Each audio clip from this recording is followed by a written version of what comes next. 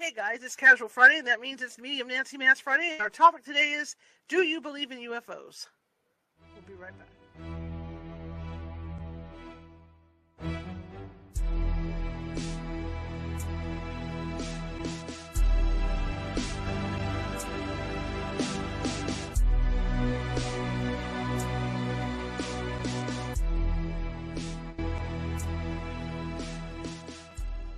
Grab your popcorn and snacks. Find a comfy spot, take a seat or lie down, and let me transport you to a place of fantasy, ghost stories, ancient legends, odd creatures, alien encounters, and other magical topics.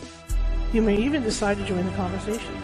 From faraway lands to your own backyard, with a small dash of pixie dust. Turn out the lights and open your minds. The journey is about to begin.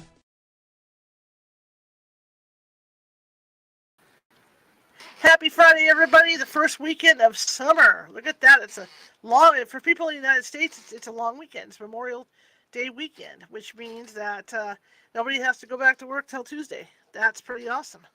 I get to work, but nobody else gets to work. My name is Charlotte. I'm going to be your host for the next hour. I'm also the owner of the California Haunts Paranormal Investigation Team based in Sacramento, California.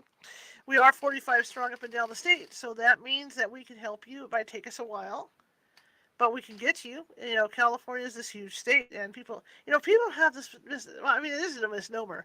I mean, a lot of the image of California is your Hollywood, and you've got your surfer girls, and it's kind of similar to Hawaii, because the whole ocean thing.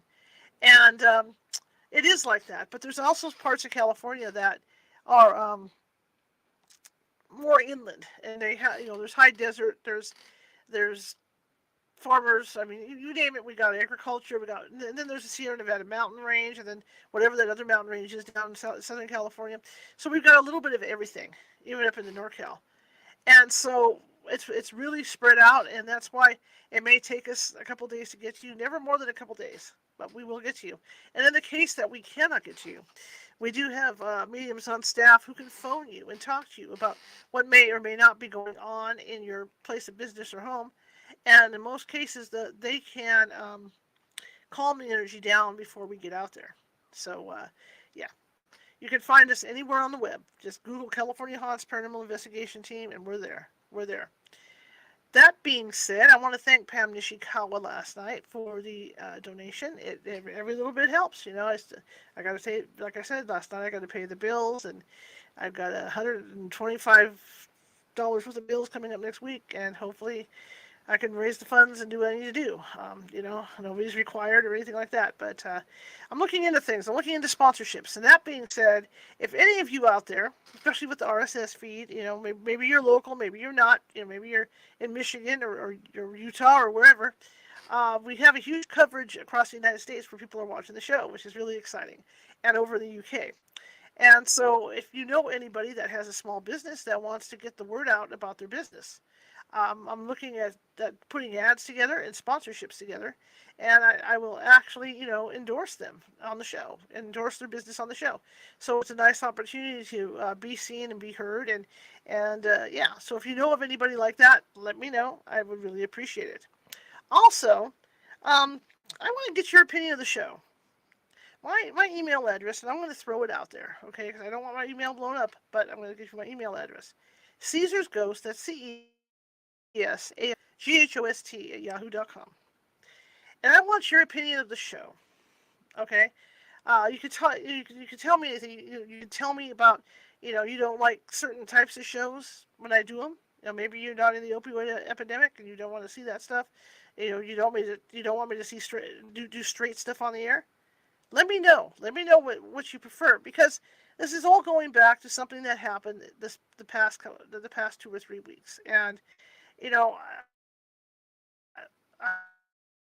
season, and I've been working at this to build up, and that's what we're all doing. We're trying to build up to a certain point to where we can monetize.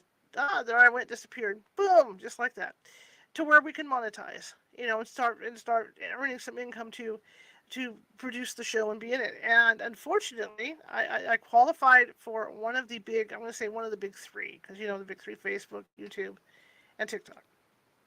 I call them the big three. And I qualified to monetize, and they turned me down. And I was really, really heartbroken over it. And one of the things that came up, and this is why I'm asking you guys to email me to tell me what you think of the show. What could be improved with the show, because one of the things that came up just really hit me hard, and I did turn around and appeal it, and I still lost the appeal. So I'm curious to see what you guys see in the show, what you like about it, what your dislikes are, and I can take it from there to improve, to give you a better quality.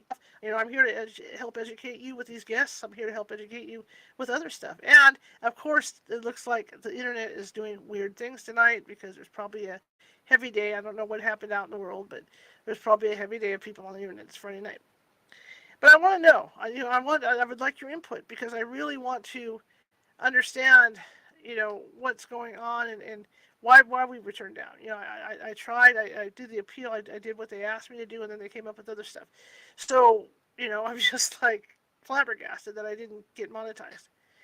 So you know, that's the stuff. I want to sort through that and figure all that stuff out. That's pretty much what I want to do, because it is what it is, and you guys know it. I mean, we're on a shoestring budget here as it is, and it's just really heartbreaking after 4 years of really busting my butt to do this.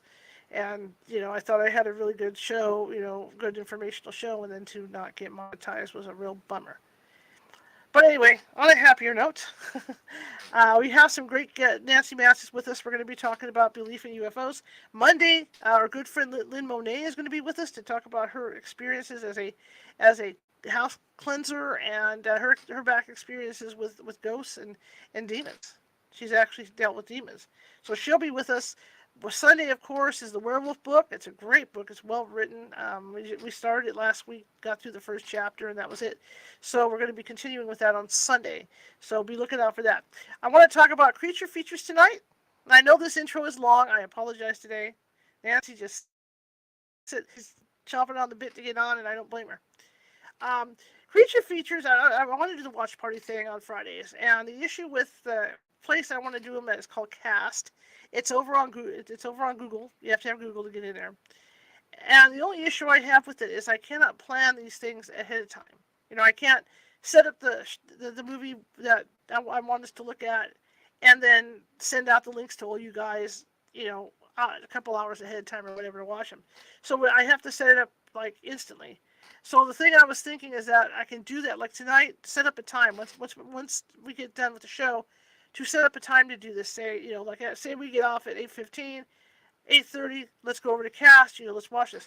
But the thing is, you have to get you're going to have to get a link to go into Cast. So what's going to happen is that once I get done sending the RSS feed, setting up the RSS run, once I do that, then I'm going to go ahead and go over to Meetup and Facebook and make the announcement that we're going to be doing this on Cast. Okay? And for you guys on YouTube, I'll go on the community page and make the announcement and put the link over there. Because I know YouTube does not like people putting links into other into other YouTube shows. So that would be the issue. And then once you get it's free. And then you come into my room, which is Caesar's Ghost Party. This is a party room. And then you can watch the movie with me. So that's what I'm thinking. And then the other thing, too, is that, those ones on Saturday nights are usually premieres. And so that would be an instant thing where I'd have to go grab it as soon as they start, to grab it to put it in that room.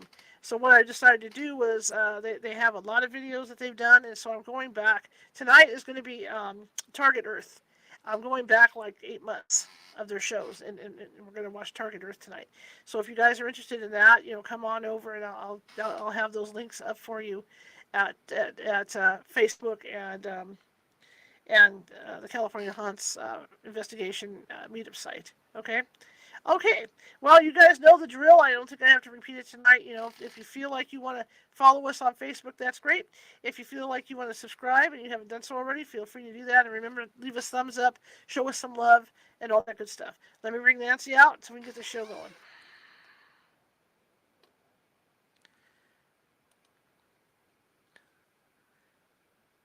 Click the button. There we go. All right. It's not that I'm biting at the bullet, but are your movies starting at 8 o'clock? No, because I can do it. So here's the key. Like I was saying, is that In order to use Cast, I have to instantly like put the movie in and then get the link for it and send it out to everybody. Um, So that means I have to so once I get that you link. need their emails, Yeah, or are you for the posting this emails. to Facebook I'm gonna post to all their Facebook emails? and to Meetup. So that people can Yeah. find it. I'm kind of leery about YouTube for obvious reasons. Putting it in my community thing. I'm kind of leery about that, Oops. but it will be up on Facebook. And like it doesn't really matter what time this show ends because I'll set it up for 15 or 20 minutes after this show ends, so I can get the Okay, RSS everybody. put up and stuff. So Can you tell people I can have go a lot watch to say this. tonight? So tonight is Target Earth, but it's been an interesting day. It's been an interesting month this month, And again, I want to thank Pam Nishikawa for the donation. That was wonderful. That was wonderful of her to do that last night. I really appreciate it. But I'm excited, and I'm gonna let you in on the numbers because I told you guys I would be transparent. Because, like I said, I'm looking for sponsorships, and I meant, like I said, if you guys have any people that own businesses that want to either sponsor us or even do cheap advertising, we can do that. We can make arrangements for that. I mean, we are located. You can ask Nancy this because I showed her the maps. We are all Oh, over the world all now. over the world. Yeah. I She tried to explain to me how so many maps that she could Mm-hmm. actually get one. I don't know exactly how. On my site, nancymatzpsychic, if you go all the way Mm-hmm. down to the page, I have one of the United States also, Mm-hmm. where it shows all the dots, but she Mm-hmm. had them huge. And it's fun to watch and see where in the world people here. Mm-hmm. And I was very intrigued. There was like 3 or 4 people on her map of Southern Africa. And I Yeah. thought, well, how fun is that? Clearly, we don't know who it is. I'm thrilled for her. Um, Also, with that, if you're writing in, if you want me to talk about something that's interesting to you, make sure you Yes. bring it up. Because after Yeah. a year and a half, we're going to have to start repeating, or you come up with some better ideas for me Right. to talk Right. about. Right. Okay. So All it's right. getting So to that tonight's point. topic, I was going to kind of focus around same principle as seeing ghosts. And Mm-hmm. everybody knows I was born with this condition, so it was awfully very easy for me after decades and decades to get into this at 40, 42. Let's see, is that right? I was 42, 1990, 42 in 1990. Mm-hmm. And it was just a matter of continually practice. And then I realized that a lot of people don't get to practice seeing UFOs, they just show up. Mm-hmm. So I Mm-hmm. had to, I planned this all out, and I had to readjust how I was going to present it to you. And I typed up to about 20 minutes ago, about 3.5 hours today. She Wow. called and I went, "Oh, can't talk." Okay. So it usually takes me 2 or 3 times, and I hope you understand what I'm going to say and you enjoy this. Mm-hmm. So I start out with to believe or not to believe. That is the question. And of course, Horatio, and whatever, all those quotes. I never was much into plays or drama or poetry, and just my life took on a different direction. But I love that to believe or not to believe. That's a satire on another great quote. Um, do you want to believe? Do you want to see? Do you want to be picked up? Do you want confirmation that we're not the only ones in the universe, or do you want to sit down and have? I wrote a little later on. I said, I've had experiences. I'm going to tell you about them. Actually, had three. Two of them I'm going to tell you about it. I denied it. I thought it was a dream. Then I heard of someone else had the same experience. I went, oh fudge, it's not a dream. Oh no, everything else I do, I got experience. Well, there you go. And then my next thought was, I would love to sit down and ask them questions about their lives. And I want to Mm-hmm. go on because I'm going to experience. I had a friend that had an experience, and it awakened something in me to realize that across the cosmos, we're just people. I'm going to put the word people, even Mm-hmm. know what they look like. We are adults, we have children, we nurture, we take care of, we have all the processes of life, unless you're a flame. I actually saw a lady at a convention, and she says, I can't get along with anybody. And the lady who was channeling in the front, she says, well, you were a fighter in the Celtic Wars. You could never get on. What I saw, she turned into a flame, And I says, oh, Whoa. the poor woman. Well, she came from a planet of living beings that were made out of the gases. How does that work? I don't know. I just sit here like a dummy and pick up stuff, and I go. I turned to my friend whose name is Karen, and I said, "Oh, fudge!" like, Well, I oh mean, no, what am I supposed to do with this? And I said to her, because I get it, do I have to tell her? And she says, only. I says, I couldn't explain that in a million years. I just sit here, and just all of a sudden she transformed. What are well, why not? Because I mean, it's plausible. Because I mean, when we're seeing ghosts, when we're seeing ghosts, right? I mean, And who are we to doubt what someone else it's says, yeah. you I mean, know? Or yeah. I mean, I mean, the who ghosts who aren't am solid. I I? mean, they're not solidly built, right? I mean, it's not like you can shake a ghost's hand and feel it, Uh, right? I So one I of my mean, very first experiences.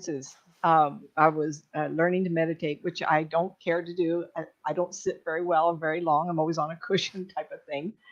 And I was sitting, and I don't know what happened to me, but I saw myself in an environment like the Grand Canyon. I was sitting very high, and everything was a shade of blue, like shades of blues. And nice. I looked down, and I could see through my body, and I was a shade of blue also. Wow. And then this sense of not anything's really solid. I Right. couldn't understand that. I let it go. And of course, that was in Mm-hmm. 91 or so. And I was so new to transfigurations and changes and all this stuff that can happen that it took me probably a good decade for me to realize that Mm-hmm. either I had a past life or that's what our planet looked like in the means, in the throes of creating itself. I have no idea. But in that sense, looking back at this flame, now I get it. I mean, who are we to doubt anything? I mean, Mm-hmm. just that we're, as Dr. Makako says, we're civilization minus zero. We're not even on the scale of measurement yet. And I bring that up here. So I want to get started. Uh, I'll start at the beginning again. How about your experience of seeing a ghost? Good stories out there? I hope there are. If you have some, send them to me and I'll do a whole show on them. If you have a show on UFOs, there's a lot of great hosts out there that cover that. I'm just going to go real basic here because I have two stories and it's just an experience that are so totally different that what are we afraid of? Okay. Mm-hmm.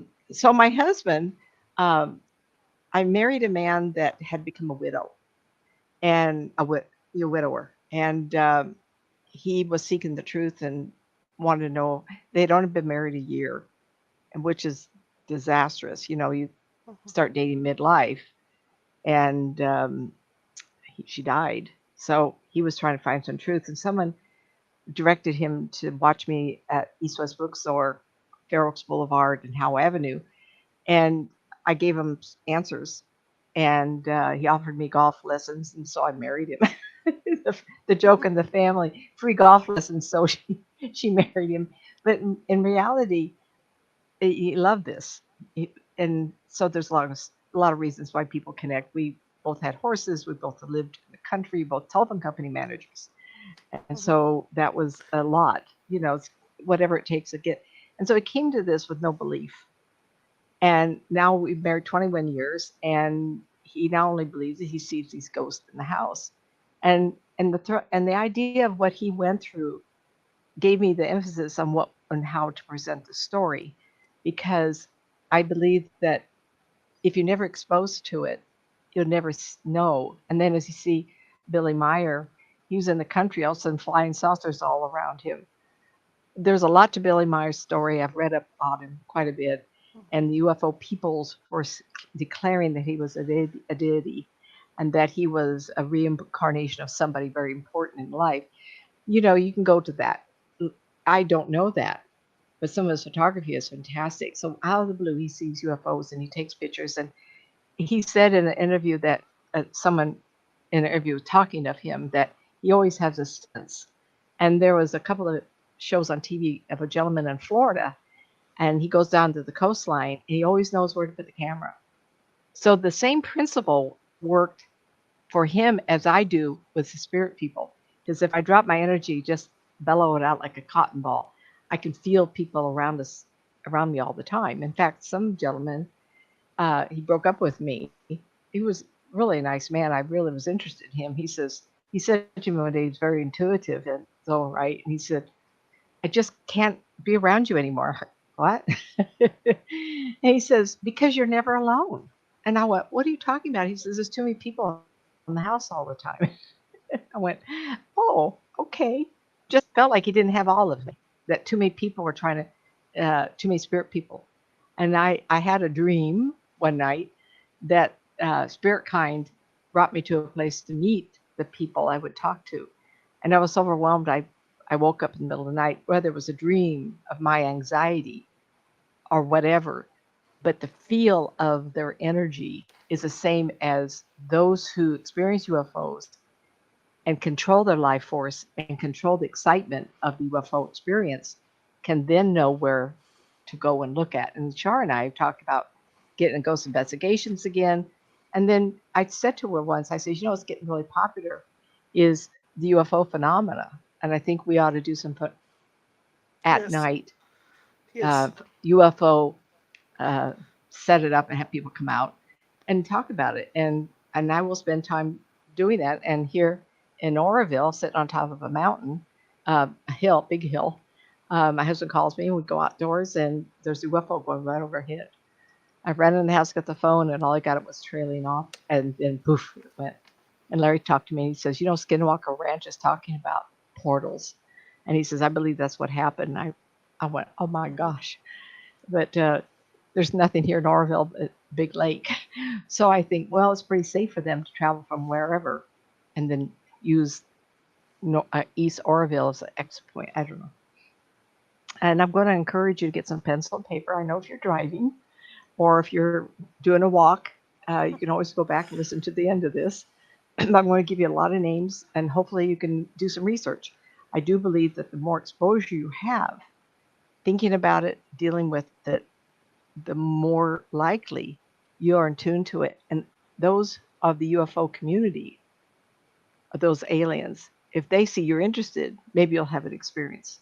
And I do believe people say, oh, the 411 missing program, those gentlemen that are involved with it, I love those shows because there's a theory that's possible. There's either portals or the Mhm. UFO activity. People are seen walking a path and then they disappear instantly. Yet other people can walk the same few feet and not disappear. And you've Mhm. seen the videos of the young man, young, you know, younger man, 30 or 40 years old. To me, he's younger. He's going out the front door and there's a camera, and he steps off the cement pad of the porch, takes one step down, takes about 4 steps to the corner, and turns left headed to the car, and zap, he's gone. That's how it happens. It's so fast, and there's a lot more of those being shown, captured. Mhm. That doesn't explain so much the ones in New York where the young woman was in her bed, uh, 30 stories up, and the UFO comes and lifts her out of the window and brings her to the bottom of the UFO and takes off. There was actually witnesses that night, and that's how the story was collaborated. They saw her being picked and pushed up. So maybe we're talking to multiple groups of Mhm. people. So before I give you all the names and links, I'd like to explain how our brains work dealing with the unknown outside of our own belief system. So you're hearing this and you're going, oh, Nancy, just get onto the meat of why you want to talk about it tonight. Yet at the same time, build it up a little bit and give you some examples that I'm not just somebody who's talking about it who's never experienced this. I rarely watch TV. I'm always having this on. I'm listening to podcasts. I love learning. And so I spent a lot of time learning. Cheryl called me up and talked about the show. I have no idea what she's talking about. Don't you remember the Waltons? Don't you remember? I go, no, I never watched anything. So, but I love this idea because I've had experiences, and and I was born with these abilities. Saw my dead father when I was 6. He'd come and visit me at night after he got killed in a car accident, Mhm. April 1st, 1955. And his mother, he had the gift. His mother had the gift. Her mother had the gift. On and on. Right up in Upper New York, by the Fox sisters where they used to live. Upper New York. In fact, they were raised in what the zip code is called 10 333. Did I get that? 10033. Right, it's overlooking Hudson River, and you can see the bridge going across. Anyway, there were some high rises there, and that's where my family lived later on. Anyhow, so having a gift was uh, not something I particularly liked, but I was exposed a lot. A lot of things happened to me. So when I got into this, my brain was already adjusted to the idea that this was something I could do. Now, it didn't mean I liked it. Didn't mean I want to accept this. It didn't mean that I was going to change my life, and I did. So after Mhm. cancer, divorce, got into this, looking for the reason for why we're here. I got into. I was so intrigued. Oh, wait a minute! I was going to die of cancer. Now I'm not going to. Oh, what's this? I mean, bad things happen to good people anyway. I was looking for some kind of truth. And so I stayed in this for the explorer of this. And I want to share with you, I was that kid. I love movies. I was very athletic. I was always on the bicycle, always on roller skates, the metal ones where you put your shoe on and you clamped up the sides and the Mhm. strap on the ankle. I spent my youth on roller skates and the gym, the bars at a playground. I don't know what they call them. And particularly, I was into sci-fi, and I really love comic books and movies. My family got TV when I was 12, so it's not something that I could grow up with like they do nowadays. I have great granddaughters, and they they have every song in their head of every Disney show. They sing them all the time, so they get a lot of good exposure to that, and they have the pad things. They sit on an iPad and they're doing the ABCs of singing songs. It's just amazing to me that I was 12 before we had a TV. One of the first shows I saw was uh, the Disney show with the 13 children. My mind just went blank. I didn't type that one up. Shar, you may remember that. It was Annette Felicello was part of the group, and a bunch of kids that became very popular as young adults, movie stars. I was never into romance and westerns or feel good movies, but all outer space. So the Twilight Zone, that was 60, 61. I watched almost all of them. Outer Limits came late in the Mhm. 80s. The movies, when I did get to go, of course, it came from outer space. The Day the Earth Stood Still. It came from Blue Lagoon, The Blob with Steve McQueen. And I was a kid and a young adult. I was in my heaven. It was before we got popular tech came out. If I'd had a computer earlier, I would have been one of those kids that sat in front of it and worked on it.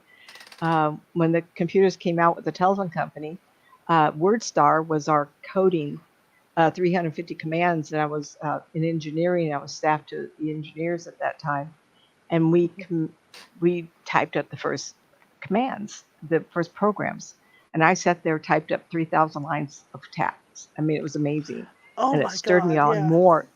Yeah, you remember that in Yeah, I engineering, but remember those. I remember my I, first.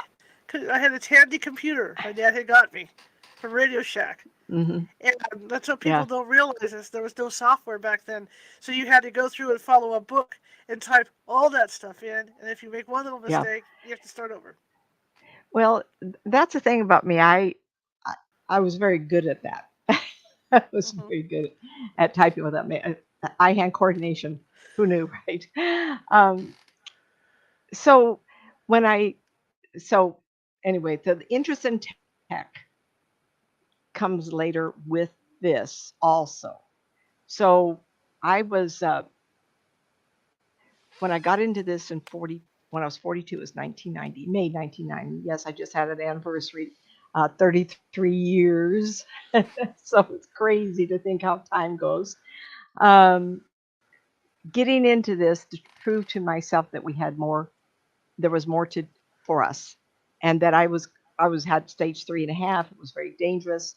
They did not put me on chemotherapy because I got cancer in 1987, and my oncologist at the time said, "Yes, you're only 39, and it's not like you turn 40 tomorrow. I mean, you just turned 40, 39. We're not going to do this.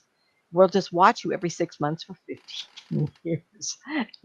If you make 5 years, you're done real well. If you make 15, then you're cured." So I lived that over my head. And so when I got the divorce, I moved out. I got asked the universe. I got to the spirit of grace. I got introduced to this environment, and I went, "Oh my God, there's more to what's happening around us." And it prompted me to want more information. Why did bad things happen to good people? And in the process of that, I learned all kinds of spiritual stuff that I'd never heard of, like walk-ins. What's a walk-in? Yes, well, I think we did talk about it once, and maybe I'll do that show again. In that process of coming to these shows, I mean, I was entertaining at Spirit of Grace, Universal Christ of the Master, and got my ministry for 15 years every Friday, once or twice during the week, taught classes, had seminars, and everything else I did. I had quite a few people come to me who had had experiences that frightened them. And so the idea that we are not alone surfaced. Well, the day the Earth stood still, that was a great big saucer where the guy came out in a big robot. You know, Keanu Reeves just did another remake of it. Pretty frightening stuff. And so we learned to be afraid of UFOs. We learned to be afraid of what we didn't know.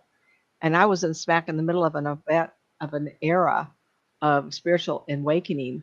And when I got into this, there was only 2 or 3 other people doing this, and Sylvie Brown was one of them. And I had a wonderful compliment. I was doing the big Evolving Times Expo downtown Sacramento. Uh, I think they did 5 in a row. I was entertaining 200 and 300 people in each conference. One 3-day event, I talked to 72 people. How do I remember all this? I don't know. I just remember details. Yet I can't pronounce half the people's names I meet. But in that, I do and I did talk to people who had experiences. And probably 93, I was living on Black Eagle on Watt Avenue in North Highlands, California. And a gentleman came to me. He's a big name in the UFO community. He might have retired by now. I think he's in his early 80s. I'm not sure. But if I give his name out when I hadn't asked him, it's not fair. And he had come to me for a session. And he said, I took a drive going across the desert of Arizona. I went down 5, I went crossed over Palm Springs, and I was about halfway through Arizona, and something happened. And I go, oh, really? Like, what am I supposed to know about that? Right? And he said, I really want to talk to you about this. And I thought to myself, okay, now I'm being put on the spot. I can talk to dead people all day long. And I had, even 3 years into this, I was talking, remember I said every weekend, 2 or 3 times a month, events everywhere. And so I was kind of like the novelty act, but I had never had anybody approach me and saying they had missed time. And of course, my mind's going real thick fast. I'm going, missing time? What am I supposed to do? And he says, well, let's just talk about it. Because I gave him that look, huh? Of course I would, right? And so I have this ability to blend with people. And when I do, I can also, don't think I'm crazy, I can also push. And so when I blend with somebody to enter time that's the base of your neck, I can also reach and put on the shoulders, put my hands, my energy on your upper chest, your shoulders, and I give a push. And people can drop down real fast. So when I do past life regression, and this just happened, actually, I didn't know people could tell. He said, you pushed me down a little bit. And this guy was very astute. I went, yeah, I'm going to talk about him later in this. And I saw this doctor going across the desert, and his car stopped. And he's looking in his car, he's trying to figure out what it is, and then he sees light to his left rear.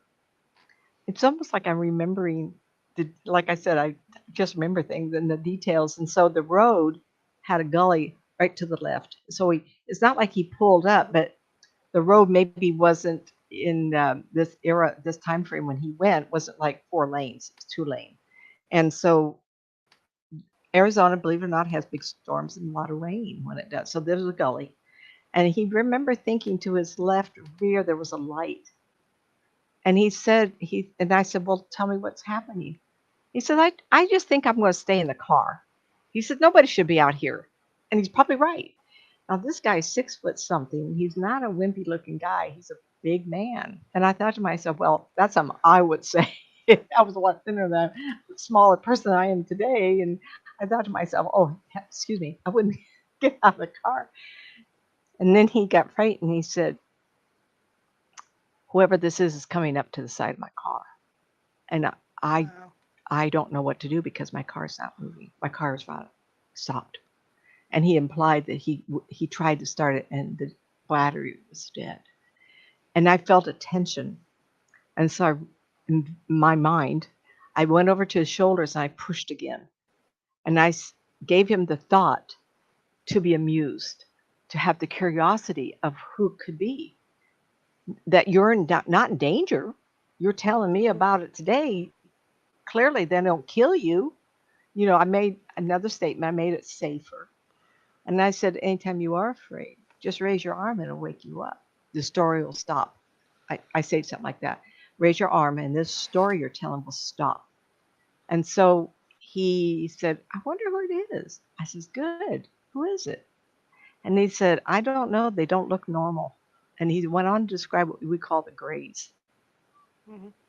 And he went on to describe they came up to the door, they asked him to get out, and they took him by the hand. And he goes on to explain that there was three of them or four, and he is invited to go into a ship. But remember, he's 6'3" or 4", and these people were smaller. The ship wasn't that big, but he did go in, Mhm. and then he lost time. And he was back in his car. Um, he went on. I saw him a couple of times. He went on to write up on this, and at the UFO conferences, he talks about it. If you figure out who it is, that's fine, but I don't think I should mention his name. How's that? And so after this was over, I recorded everything by cassette, and I had turned it on before we started. And when I went to give it to him, it was blank. And I went, oh, come on. Really? And he said, I'm not surprised. I went, you heard me. I began it. I put the beginning date and disclaimer, no last name corporation business. Everybody's heard that. um, and so we went, played back, and it was blank. And he says, I am not surprised. I go, why? He says, well, either I've been magnetized or something's happened, and I'm sitting here and you've got the tape recorder in front of me, or they are watching me and they don't want proof of what happened. And it was beyond what I could understand. Mhm. I can just tell you with that. So if you Google to death this situation, you may find this individual. So be it. But this happened. And then another time he came back and he had gone back hoping it would happen again. And somehow he come back and he said, I want you to investigate something for me. I go, what? And he said, I got to a place where I realized that I discovered or found out that there's some activity. I was driving along and he researched this. There's a mountain that I went by. I saw lights and I researched it and I feel like I want you to look inside. And when I looked inside this mountain, like inside volcano hollowed out, was 4 levels at least that I could see. And I could see people in there. And then all of a sudden I saw this big boom and a collapse of the first couple floors and rubble. And I says, "Oh, tragedy, tragedy! People are killed. Something exploded." And he come to tell me that he did research after he left, and which, please don't tell me you're going to do something. Just do it, because what? So what? I don't care what you do with information. Found out I had been correct that the place that he had investigated, he later found out there had been a great explosion. Um, they were back engineering these UFOs, and one exploded, Wow.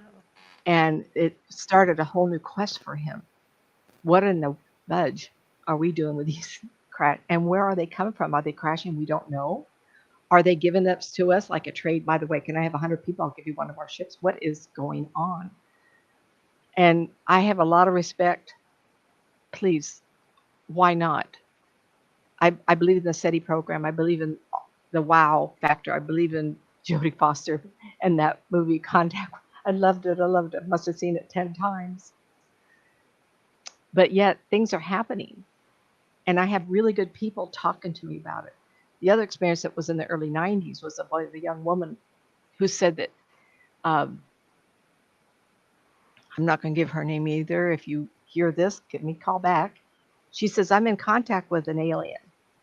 They go, oh, right. You are?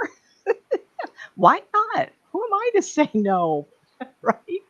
Well, guess what? She says, would you talk to him for me? I says, why? You can't. She says, well, I've been under so much stress that I miss him and I want to make sure he's there. Well, then I reminded myself that I had gotten involved with the Seth conversations with Jane Roberts. Mhm. And I had read about her, and she was a lovely woman, just but like Edgar Casey, she burned up. She got too tired, and it killed her very early in life. But she got wonderful information about this entity across the universe, an alien talking. And I thought, well, I'm gonna. So this gal came over. I'll call her Joanne, and and it's not like we touched, but we sat with our hands closed. She says, I'm just going to think of him, and I want you to blend with me. Zop, zop, I'm gone. And I thought, yeah, where am I? And I heard a voice, this masculine voice start talking to me. And I was talking out loud, got on tape, and I reconnected them. And I said, she's been under a lot of stress. She unfortunately had developed diagnosed cancer or something that I can't remember exactly because it was 93 and I don't write those notes forever. But there had been something happening. I said, don't lose connection.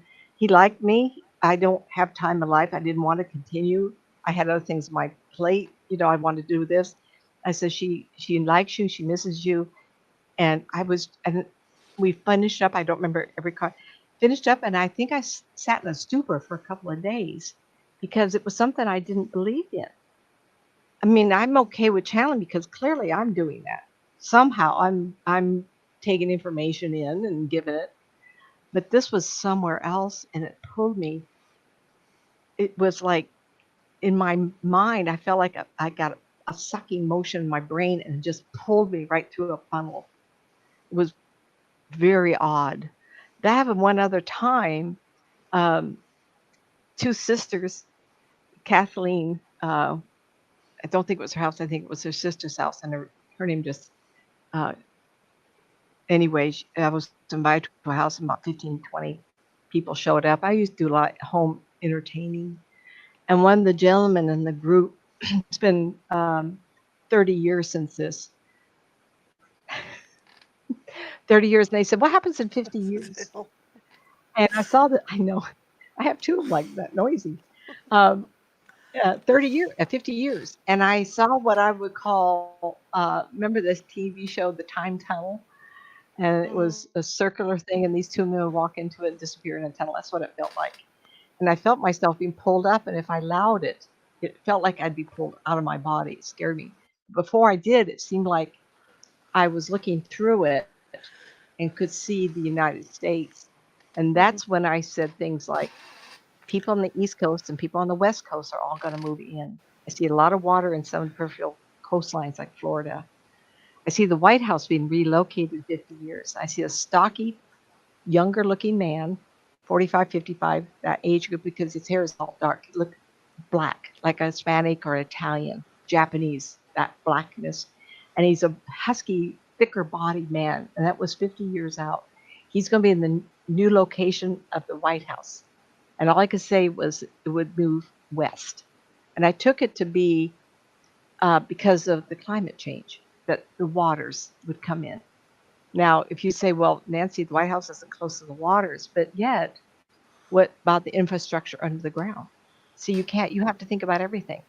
And so I saw that. Now, the thing you speak of is clearly the United States is alive.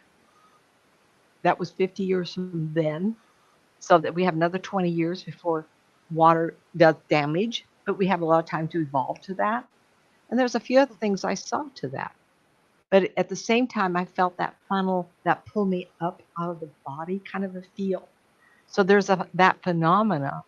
And you've heard of this that called the Bermuda Triangle, like the Alaskan Triangle, where ships disappear a lot. Well, they did Mhm. on history or travel one of those expedition stations that I watch. If I watch TV, it seems to be one of those shows. And they were talking about the triangle over the Bermuda Triangle, and this young man was a teenager with his father, and they were going from Bermuda to Florida, and they had gone up as they do in planes quite high, and they could see a storm in front of them. And in the storm, they saw a lot of turbulence. And as they're flying along, they can't put the brakes on and start looking which direction to go. They have to go forward. Right? And they entered a swirling, dusty color, beigey, dusty color, circular motion. And they end up at their destination a whole hour, half hour quicker. So time can be altered. Time can be changed.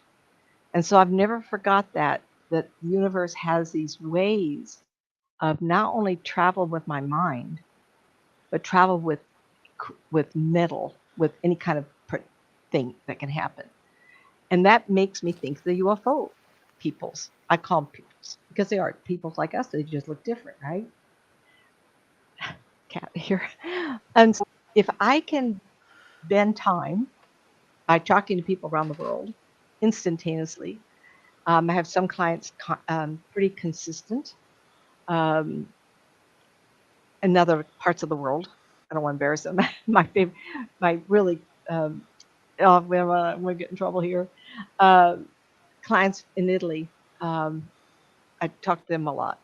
So it's instantaneous, either by email or by phone. How is my mind blending with them, talking about the kids that live in the state back to them? So in some ways, we're folding time and distance instantaneously. If you look at the Bermuda Triangle incident with the young man and his father, and he's interviewed as a gentleman in the 60s or 70s talking about this incident so many years ago, when clearly his plane would not be able to travel that fast. And so we have to take into consideration. Now, I had experience in Hornbrook, California, where I lived on Black Mountain, and I was moving, and it was a hot day, and I went to pick up something, and when I did, I fell out of my body, my spirit, and I fell into what I call the void. And Shara and I talked about this, and the instant I fell into it looked like the middle of a cloud. It was a dusty color, and it was puffy like a lot of um, cotton balls were squished together. And the only thing I could think of when I went, I could see, and I knew I wasn't in my body, and I thought, oh fudge, how do I get back? And the minute I thought that was in my body again, but it wasn't before I realized I'm I'm not. Where am I? Some people talk about experiences, out of travel out of the body, all this, yet they can see the environment they're in. Not me. Uh-uh. It wasn't anywhere I could describe. So I think we have multiple, the coexisting with multiple layers of existence. And I think that people like myself through these readings, the people like the young man in this plane, the time I fell out of my body, but went back real quick, we're talking 5 seconds, long enough for you to think, where am I and how I get back? These are dimensions that we can't access. And so when I think with respect, because who am I as a human being to question anybody's belief system, please, is these well-intentioned astronomers, people who talk like Dr. Makako or the SETI program or Jodie Foster in the movie Contact, all these people that are high quality intellect, they say, no, we're not visited. Yet, I'm talking about, because I'm going to tell you a couple experiences, I'm talking to you about how when I did this reading 30 years ago, I sucked in, I could see the future. How many people have talked to me and I've described babies? Two ladies just in the last month. One lady that the mother told a friend to tell me, oh, she's pregnant, just like Nancy said. And another lady called me direct and she said, oh, Nancy, just like you said, I am pregnant. And they were going to do IVF the next week. They were going to go to Utah or somewhere else for IVF. And she was 7 weeks pregnant when she went in for a check before the following week. And and she says, oh, Nancy, middle of summer, just like you said, I'm going to be telling everybody. And she's having the boy and the other one's having the girl. It's like, how in the dickens do we do that if I was unfolding time to get there? what makes you think there's a lowly human being living in this meat jacket? Excuse me, that's pretty crude. That's the truth. The spirit is coexisting with this this older body. It's getting older by the minute. I'm so glad, and I'm so grateful to be this age because I thought I was going to die. You know, and but yet, if I can full time with my mind, civilizations like Dr. McCockle, every time he says that, I laugh. We're minus zero or something. He says people with space travel go 1.5 to 2 or something. I look it up. It's wonderful. So anyway, I will start talking about other things. So getting back to Spirit of Grace and what we were talking about, my exposure to the idea that there are spirit people that we live on, that this is something that's possible, and I'm not insane.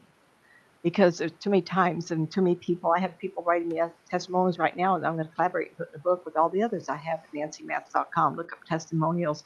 I must have 30 pages.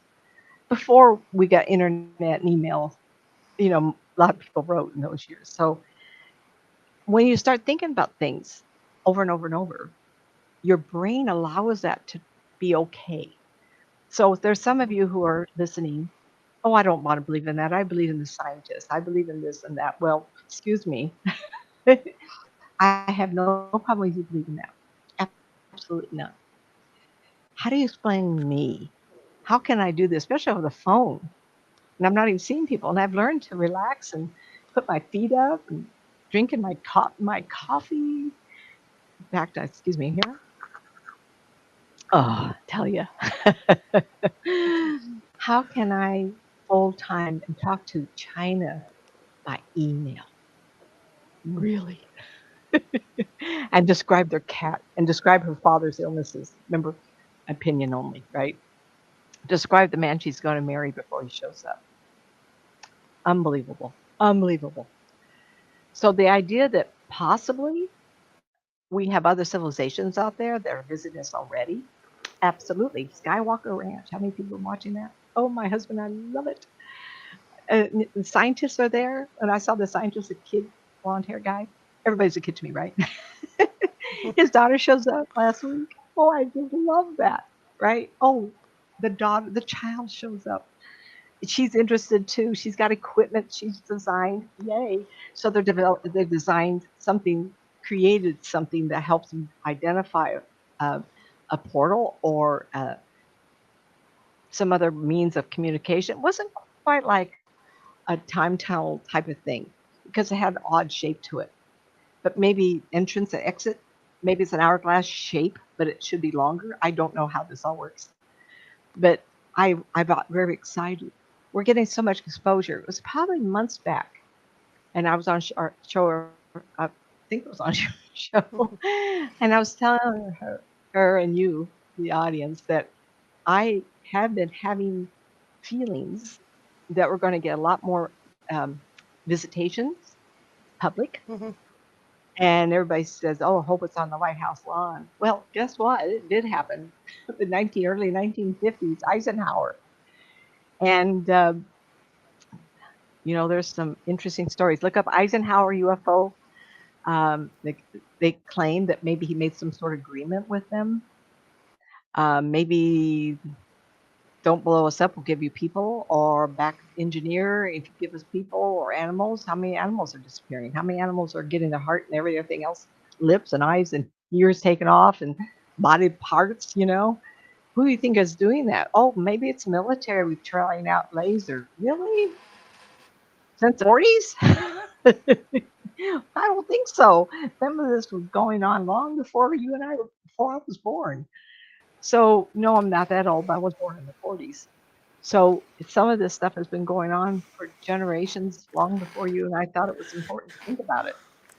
So, I got notes on the side here, and I do have 10 pages. So I'm going to hurry Go here. for it.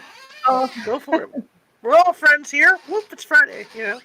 yeah. So, what I'm trying to say is that the TV stations, the shows are getting more predominantly UFO um, experiences going on. One of the shows, Whitney Whitney, Communion. He wrote Communion. He's one of the forefront people that was on Coast to Coast promoting his books. And Art Bell was very much into this, and he talked the nighttime talk show, Art Bell. Um, so many stations. I'd listened to it on KFBK, I think, KCR, not KFBK, 1530 on the radio for decades. And anyway, so the exposure started subtle. When we never heard about Eisenhower and his UFO incident. How many have heard about Nixon taking Jackie Gleason Mm-hmm. somewhere? And there's many stories about Gleason, his whole persona, his life changed after that.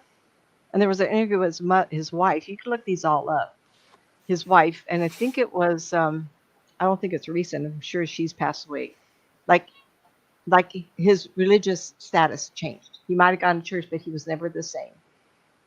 And I would think that would change a lot of people. Did it change my Didn't religious? Go ahead, Char. didn't Jackie Gleason also build that house that was in the shape of a UFO? Yeah, He built a round house. Yeah. yeah, I think so. Yeah. Um, Bob Hope built something odd, unusual too in Palm Springs. What was he the UFO? No, was it Jackie Gleason? Jackie Someone look Gleason it was up and living. give Char an answer, huh? Jackie Jackie Gleason. Gleason? I had a gentleman on about that. Jackie Gleason was living back east somewhere in the mountains, I like the don't know. Peace or someplace when he built it.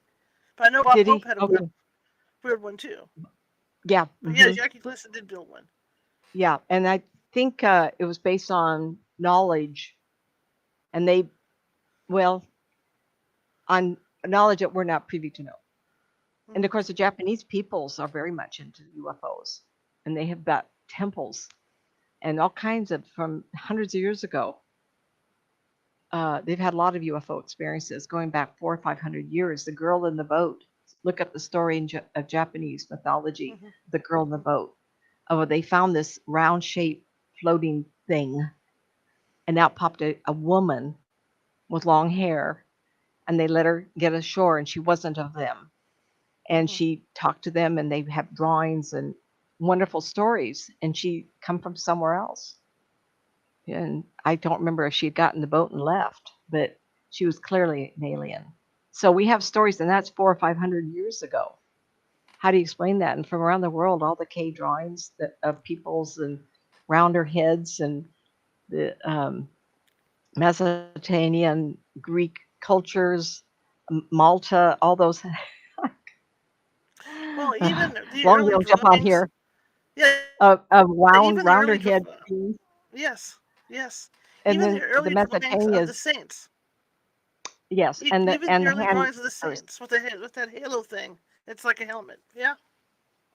We're talking Mexico, Central America, and Mhm. all the carvings of all the people that visit them and caves where they Mhm. have the purse, and the purse shows up clear in almost every continent. Mhm. And the same kind of people show up. Big head, large eyes. So this is before our our generations of cartoons and things that are um, the unknown and amazing. Now, I've spent a lot of time talking to you of samples and examples, and I do want to get on because I do have some names.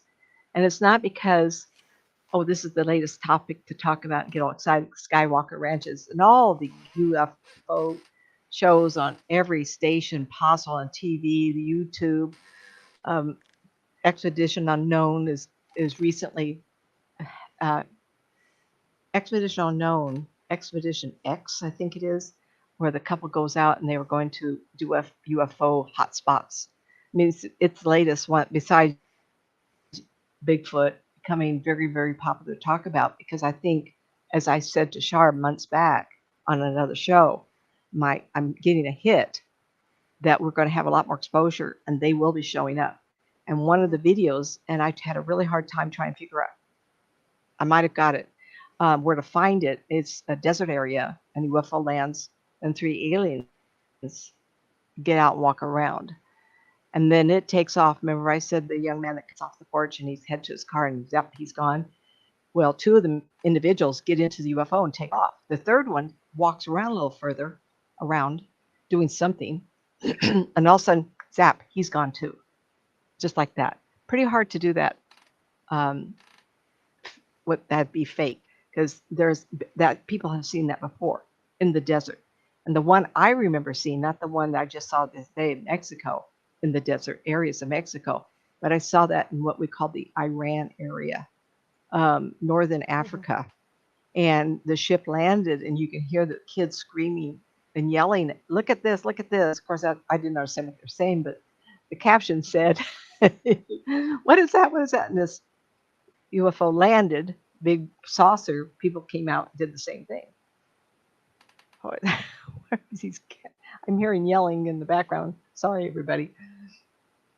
Um, so what I'm doing is I'm telling you a lot, entertaining you. I hope so. Enlighten you, maybe. Giving you something to look up. I hope so. But I'm also putting a lot of words out there to get your mind to be acceptable. Backing up to the spirit of grace. There was a lot of times I would get answers during readings. I did a lot of groups. And sometimes I would say things and it came right through me really quick and I'd step back and go, huh, do I want to believe in that? It's like, oh, okay, okay, you know. But after a while, I just accepted that as truthful and okay because I did it so much. I got exposure to it. And I think this is what's happening now.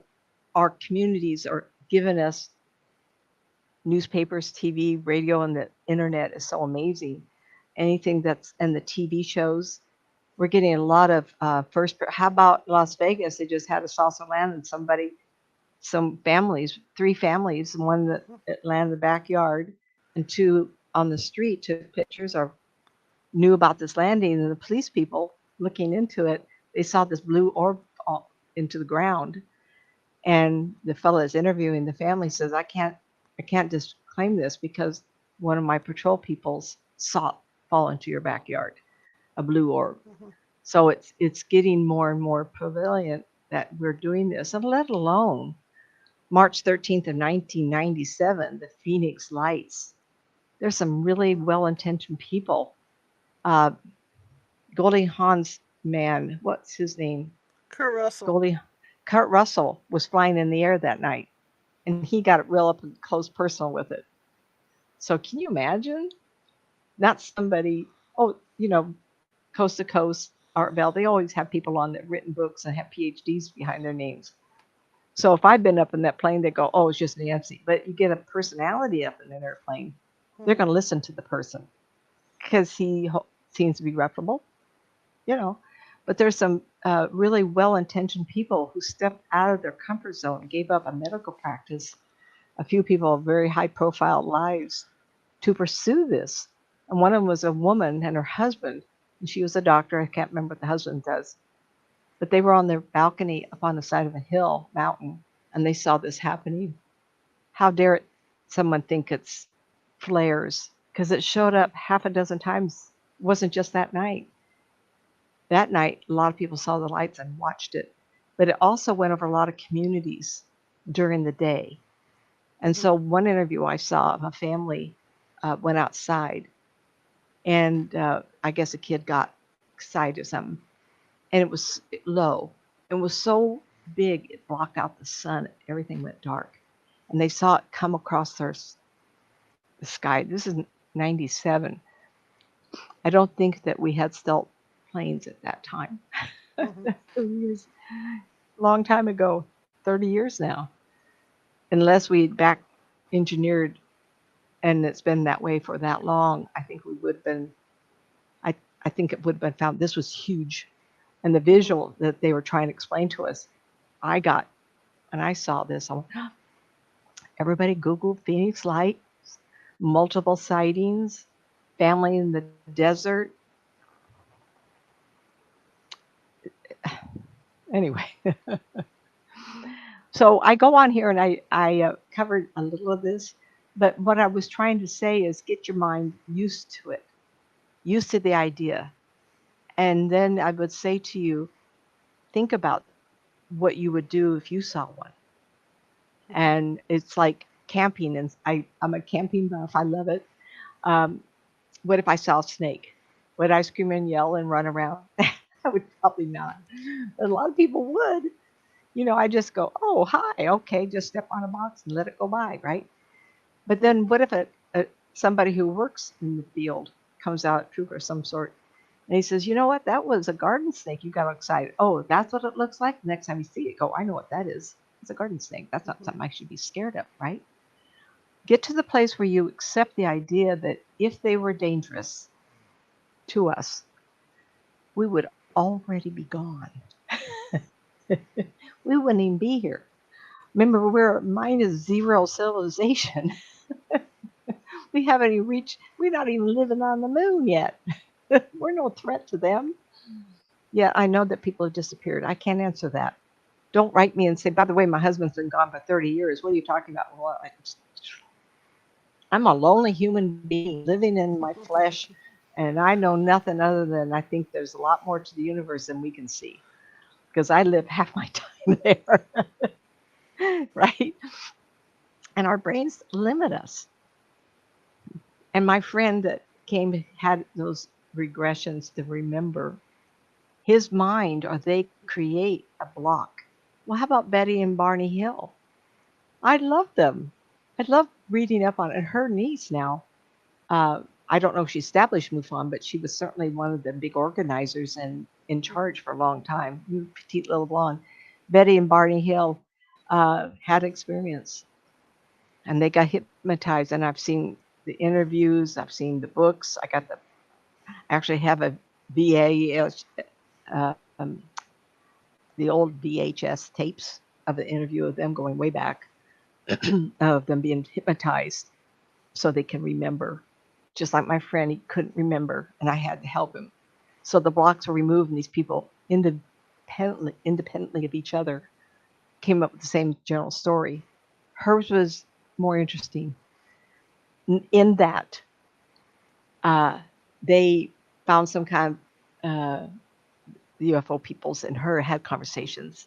And she asked, and I would do the same thing, where are you from? Well, you won't understand, but I'll show you. And so she looked at it and she remembered. She got back. And remember, this is a long time ago, long time ago. And she drew it. Well, guess what? 40 some years later, 50 years, I think, and was it in the 60s or 70s? Shar, do you remember? Anybody remember? They found out that her star constellation was a true constellation. Mhm. I don't know, it was Cyrus or somewhere, but she had seen something that she remembered. She wanted a book, and it was not enough. She could take a book with her, but she could see what's in on their path, their map, and so she saw the map, and you can't make that up. Not when the society has advanced far enough to be able to map the cosmos. Mhm. And she was given that kind of information. That's so exciting. Good for Betty. And I think she just recently passed away, a couple of years maybe. Um, so through hypnosis, the astronomy of that day wasn't as evolved through the wonderful telescopes, the Hubble that we have now that take an amazing color pictures of our universe to give us the true ages of the solar systems around us. Just great. It's wonderful. Um, so she and her husband also were on the road. They had seen a light, and it was terribly frightening to them because they had had no exposure like we do. If someone walked into my house and said, "Guess what? I'm going to take you away," I go, "Can I take my medicines with me? Are you going to fix me? Can I bring my shoes?" Oh shoot. Anyway, uh, being excited and knowing about this and traveling, the idea of traveling. Who was it in the Bible that was picked up and taken across the cosmos? They said, "You want to come?" He said, "Sure." Oh, I just got it. Epoch. Is that anybody? No It's idea. been so long, huh? It's been so long since I thought about that. How about in the room? Anybody following me? How Oh, about we I go and have a find small out? room tonight. It's Friday night. I see you, Marissa. Thank you for showing up, honey. Well, plus the Um, long weekend, everybody's going camping and doing whatever they're doing. yeah, First I don't weekend of like this. summer. Allow me to talk to rem- Dr. Google here. Hang on. Let me go to Dr. okay, Google. E E Okay. EPOCH. So getting back to when I lived in Sierra Vista, one of the things I wanted to tell is a fun little story about getting your mind used to something. From Sierra Vista, I told a story a few weeks back. I drove to Tombstone, had a shop in there for a year, and it didn't pay for itself. I had to pay for the office, and even though I met a lot of people, if I lose money every month, that's not helping me because I have to make a living. I drove by a dinosaur dig, and the big sign in front, I couldn't see the dig at all because dirt road around the bend, down a little bit, it was out there. And I realized if I thought about it enough, and that's why I'm going to give you some names of places to look for UFO stories and names, very important names, that I would get you interested and put your mind to it more often and think about it as I have thought about spirit people all these years. And I can sense them. And Shar and I are going to go out and sit on top of a mountain sometime and see if I can sense them. So we know where to put the camera. Yes. By the way, I'll put my little flag up. You want to be? Can we visit? Enoch. You were right. Enoch. I was right. Yeah. Then I didn't forget everything I He came learned. up as Enoch's vision of the earth and his heavenly Yeah, it talks journey. about him saying, "I could see the earth below," and they went on great Mm-hmm. trips. Mm-hmm. hmm So I saw the dinosaur dig, and I mentioned this, and every day for a year I drove by, and I thought about the dinosaurs because I really wanted to see the dinosaur dig, and one of the things I kind of regret not seeing. So anyway, one time I was in the kitchen. I have a tech guy in Texas. I was talking to my tech guy. He has rescued me many times. And Skype, where you can share screens, is amazing.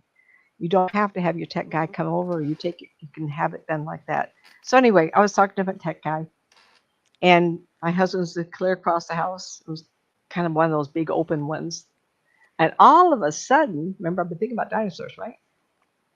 I was looking out the kitchen window, and in the desert, you could see vast distances. And we were by the Mexican border, and we were with mountains on all sides of us. It wasn't like flat desert. It was beautiful mountains and hills. Um, Came a dinosaur. It wasn't a little one. It was one of those great big 40, 50-ton ones with stovetop legs. And all I could see with the legs, the belly hanging down. I couldn't see the rest of it. And it's making me laugh because I can see it all over again. It was walking to go through our house. And Dell says to me, Nancy, are you okay? And I go, Dell, there's a dinosaur walking toward the house. It's going to walk right to us. He goes, I said, the ghost of a spirit of a dinosaur. Because we talk about, do our dogs and cats have spirit? You bet they do. And you have to remember, if I see a dinosaur, it is the dinosaur. And it makes me wonder because Dell has even talked to me. He believes his dogs that passed away have come back. Absolutely. Why not? Consciousness. But maybe the dinosaurs are still living on our planet as spirit because that's all they know. But that is their heaven if they're not being chased down and eaten again, right? So Mm-hmm. this great big dinosaur comes through and it walks through our house, and all I see is the legs. My husband comes over, cat comes over, and he looked at me. He says, "You okay?" I said, "There's a," and I point to see. I says, "There's dinosaur going through our house." You know why? Because I was thinking about it all the time. And so I'm going to give you names a little longer yet, and Mm-hmm. a few more things I want to talk about, and uh, put your mind to a place of thinking about it a lot because you want to be on the cutting edge, and you want to be on the forefront of knowledge. What do everybody know? Dr. Greer, please look him up. Hello. Mm-hmm. Wonderful, wonderful. And getting used to thinking about it because when they show up, you'll be comfortable. When they show up, you'll be curious. When you show up, you want to interact with them, not react to them. But don't want to be frightened. Like I said, if we're frightened, it doesn't do you any good or them any good. If you're frightened, that means you're fearful for your life. Think about that. If you come at them with a gun or a hatchet or something, yeah, you got to be fearful for your life. I would be too if I went somewhere and someone's going to kill me. I'm going to kill them back. Go with curiosity. Wonder if they're going to give us technology that helps us. Look at the conflicts in the world. Is there any way we can calm everybody down? You know, Mhm. not like Firefly, that movie where they put something in the air and it tranquilizes everybody and everybody on the planet dies. Remember that planet where everybody dies? Mhm. So that's not what I'm talking about. Though in some countries they think we need to calm them down. But anyway, I was going to say something I shouldn't. um, Women should be in charge, really. Um, but by doing so, uh, dinosaur, fire, okay. I want to talk about. So there's a friend of mine, Rescue California, and it was getting later in the afternoon, and I've told this story also, and promise to have new stories as I start going through all my tapes. Um, she was missing her dog, and she goes, "Oh," and she went outdoors, and she could hear her dog on the other side of the garage. Oh, that's where she is. So going around the edge of the garage, and she steps from around to the front of the garage where the doors are, and she takes one step to the other side. She notices her dog isn't looking at her. She's looking that way, and the tail's just wagging, wagging, wagging. So her eyes glance over to where the dog is looking, and there's two aliens standing there. Now we're talking a very highly educated woman. People talk to me and they know I can't, you cannot lie to me. Try. I know the truth because I saw them through her eyes. Oh, absolutely. But what is so fascinating, she was telling me, she said there was an adult and a child. I says, how do you know the difference? She says, one was a lot bigger than the other. Adult and a child. They were looking at the dog. Clearly, the child was out there first, then the man, the adult. Is there sexist? I don't know. I'll just go he or she. I don't know. And then they looked up and saw her. It wasn't like she was afraid. She's in the medical field. I mean, you kind of, medical people, they can see guts and brains and everything. They don't get excited very easily. But she felt fear from the big one. Fear. Grabbed the arm of the smaller one and backed up, and all of a sudden they disappeared. Well, she didn't see the spaceship. Either they blanked her mind, which she then told me the whole story, so clearly that didn't happen, or they have invisibility techniques that we haven't discovered yet. Or maybe they have. Maybe I think I did see an interview of a country that had developed invisibility cloak, put it around your shoulders. I don't know. So invisibility cloaking of a whole ship. Why not? Who says so? I'm not going to say it can't happen. Not who am I? Mhm. Why not? And I said, what did you do? She says, I took 2 steps back to the front of the garage, so I didn't see them or where they were. I could feel they were afraid. They were afraid? We're talking about us being afraid? They were afraid. I mean, we're savages. Can you imagine how if you could go back and talk to a cave person, you'd walk in looking like you do, and they think you just all stopped off from somewhere they didn't know. Mhm. You don't look like us. I'm afraid of you. Well, let me tell you, if I walked in a cave and saw a bunch of cavemen, I'd be afraid of them. They hadn't eaten dinner? Excuse me. I am meat. They wouldn't see me as one of them. They'd see me as a big animal. They wouldn't know what I am. Maybe they see me as a woman, but not necessarily. I'd be afraid of them. They were Mhm. afraid of us. Kind of puts it to more, human emotion. But that's what she said. And it made me ponder that. Doesn't mean every civilization that visits us have the feeling of protect my child. I'm afraid. Pull that child back. Dog wasn't going to get him. Dog was like, wah, wah, wah, wah. The tail was going back and forth. No, it was the adult that was afraid of her. Oh, nice lady. That, nah, I'd be afraid of her. He was though, and it made it more of a compassionate feeling toward them. Um, a lot of double here. So, like I said, train your mind to think differently. This is what I'm scrolling through because that's some things I've told you. You could hear the little mouse thing going squirrel, squirrel, squirrel. um,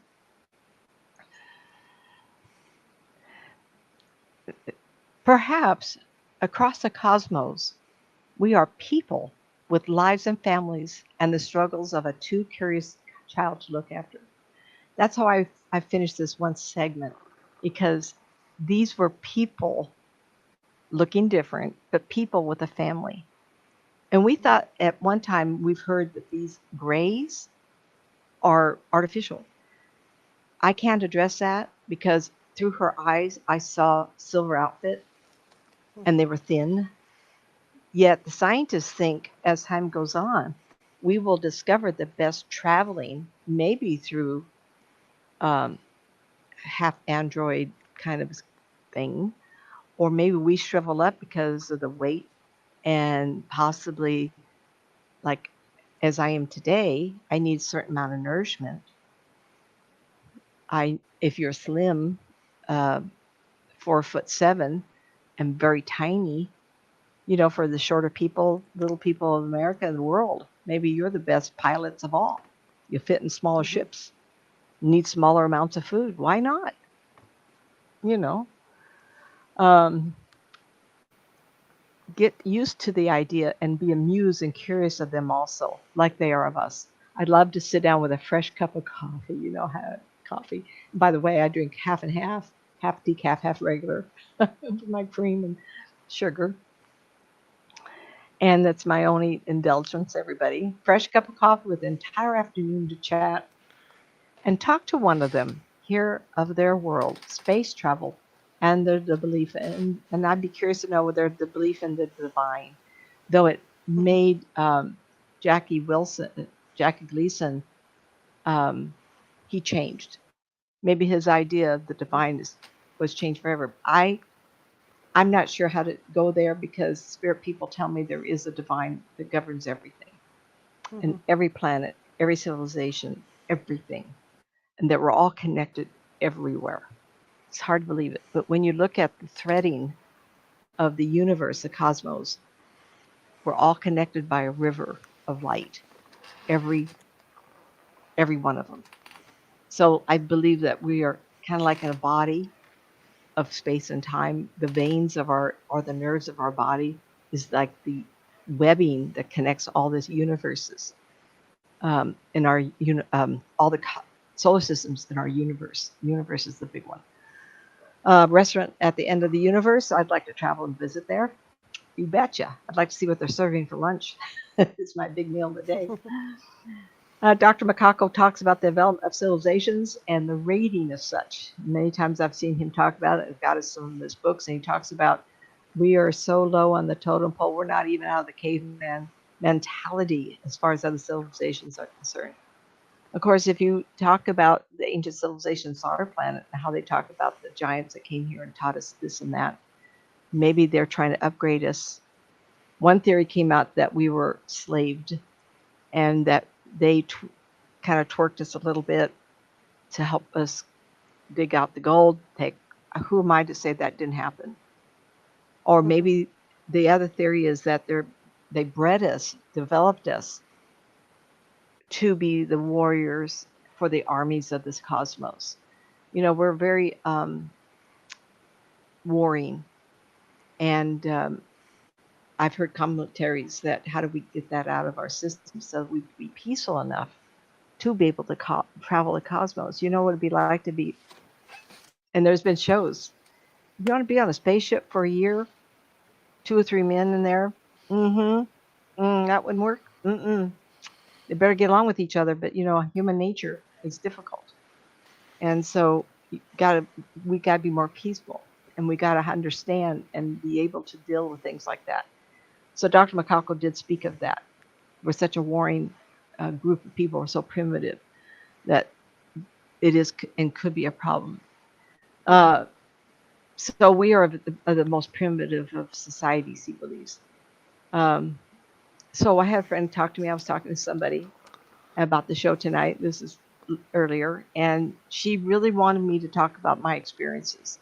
And so I wasn't, because I think that what we talked about was very important, and I do have a lot more to cover, so I will go to that. Um, I had not had I had not had the privilege of seeing a ship zip across the sky. My Mm-hmm. husband has seen three UFOs. Hello. I don't. Does he have the right energy? He seems to be in the right place at the right time. It just ticks me off. Like, really? And then he says, "But you see dead people." I go, "Okay, yeah, but I had the experiences, and as far as he knows, he hasn't. But maybe he doesn't Mm-hmm. remember." Um, I had the privilege of seeing not. I have had not had the privilege of seeing a ship zip across the sky, but I have had encounters. Um, she feels that we have all been tampered with to speed up the advancement of our races here on the planet. It's my friend talking. Getting us ready for interstellar knowledge, travel in space. We believe we are being spoon fed little sightings to get us used to the idea of being here and coming. Yes, I'd love to have one land on the White House, yet didn't that history books talk of a group of flying saucers of the White House when Eisenhower was president? And of secret meetings and agreements made during those meetings. Absolutely, we have. A little more information is always coming out, let alone Trump developed the Space Force. Why did he do that, right? Talked to Jackie, Mr. President Nixon, showing Jackie Gleason's secret location hidden from the public of viewing of aliens. Absolutely, that happened. As the story goes, and interviews with the wife, Jackie was never the same. We talked about that earlier. So I'll share two incidents that happened to me. And I've had something else with these, the most recent two incidents. Roseville, 2004, woke up in the middle of the night and I was outside on the grass. And I had my night clothes on. I'm not the kind of person to go outside not dressed well, Mm-hmm. or at least completely. And I looked down, and there's an alien, and he's a small gray. Um, Even though I've had a couple experiences with that, the second one I'm going to tell you is a totally different creature, and that's why I Mm-hmm. chose these two. So I'm looking down, and I'm thinking, I'm not an excitable person. And I remember thinking, well, who are you? Mm-hmm. Of course I would. Like, really? And I was fascinated by the size of them, but I remember Mm-hmm. thinking they had a little smell to them also. Kind of um I, I felt like I could taste something, a tinny feel. And wherever I was walking, I didn't know it was my house or not. It was grass, Mm-hmm. so it was better weather. And I walked up to a brown wooden fence, strips coming down up the other ways, up and down. And Mm-hmm. there was a ladder there. And I thought, well, Lumina ladder, okay. He's pointing up. I go, okay, you want me to go up there? Sure, why not, right? I'm curious. And I feel like I was a little stupid. It's like it was easy to take commands. I didn't feel like I had any fear. And I walked up to the top, climbed up to the top of the ladder where the edge of the fence was. And I remember thinking, okay, I've come up this high. What do you want? And he pointed and it's down. I looked down and there was this round thing to climb down. It was like a tube and had ladder there. And I went, okay, why not? Right? I Mm-hmm. had some kind of command over me because I didn't run. And I stepped over it and got on this ladder. And I remember thinking 5, 6 steps and it opened up to a round area. Well, and you've seen these in bleachers, places you can go where a tube is sitting next to another tube, and it's kind of like a sitting area. And it was circled all around the inside. And I thought, okay. And I remember stepping on it, and it was wet. It didn't occur to me until later that probably someone peed. But at the time, I'm thinking, well, why is it wet? I didn't want to step on something wet. I didn't have any shoes on. And I got down and I could see there was two other people there. One was a man, one was a woman. And they had their what people wear at the bedtime, their underwear, you know. And we're all okay, so we're all sitting in our underwear, right? And to my left was a glass, like a Mhm. round window. And next it was one of those silver things that walked me to the ship. And I never looked back to see where he was, the other one, he or she, non-gender. And so the one in front to my left, as I crawled down in this hole, pointed over to the other side. Oh, okay. I put my head down. Wasn't real big, but I wasn't like, I'm only 5'4", 5'5", you know. And across me was a young man, and he looked a lot bigger. He was blonde, very slim. But I sat down, and I remember there was a lady, and to my right, I was looking at the window. And the next thing I know, we're moving. And I don't remember it moving other than from that point, we're all sudden on the side of the freeway. And Mhm. this was Riverside Boulevard, Kirby area. And so we're alongside the freeway. And I don't know what direction we were going. It was one way or the other because in that area, 304, I don't know what else had been built, but you could go either direction and an overpass. So the overpass will make reference to Riverside going over the freeway. Mhm. And they're piled up with dirt, and then you have the road going over the freeway. Well, it wasn't going up, it was going straight. And it looked like it was going to go right into the dirt of the Mhm. overpass.